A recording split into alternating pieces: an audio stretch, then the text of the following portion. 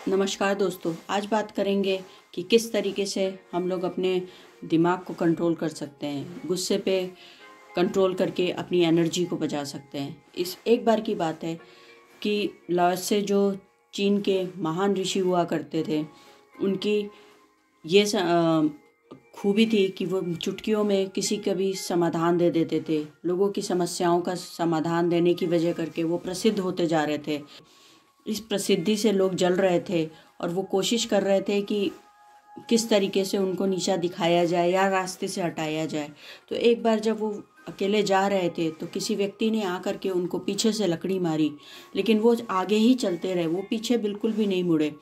उस आदमी से नहीं रहा गया, वो दौड़ता हुआ सामने आकर के रोका, बोला, अरे देख तो लो, किसने मारा है तुमको। बोला, तुमने अपना काम कर दिया ना, तुम जाओ। फिर बोल के वो आगे चलने लगे। फिर उससे नहीं रहा गया। वो बोला कि ऐसे कैसे हो सकता है कि मैंने तुम्हें मारा हो, तुमने पीछे तक मुड़ के नहीं देखा, मैंने तुम्हें ठेस पहुंचाई है। उसने बोला, तुमने अपना काम कर दिया है, अब मैं उसको जान के क्या करूँगा किसने ये किया। बोले, फिर वो मुस्कुराए और मुस्कुरा करके उन्होंने कहा कि आओ मैं तुमको एक अपना अनुभव बताता हूँ।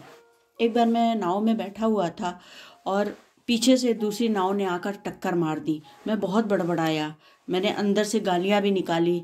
मैं बहुत गुस्सा होकर जैसे ही मैंने पीछे मुड़ा तो देखा कि एक नाव पानी में लहराते लहराते आ गई और मेरी नाव को उसने टक्कर मार दी है। उसमें कोई मल्लाह नहीं बैठा था। फिर मुझे अपने ऊपर हंसी भी आ गई कि अगर मल्लाह भी होता, मैं उसको गाली भी देता तो क्या फ़र्क पड़ता। अगर नाव कंट्रोल बिना आकर के टक्कर मार दी है तो वो काम हो चुका है। अगर हमने उसको प्रतिक्रिया नहीं दी है तो वो बात जो है वहीं पे ख़त्म हो जाती है, फिर वो आगे नहीं जाती है। तो वैसे ही है कि तुमने मुझे मारा, तुमने अपना काम किया, मैंने उसमें कोई प्रतिक्रिया नहीं दी, तो इस बात को यहीं ख़त्म करते हैं। ऐसा बोल करके वो आगे चले गए।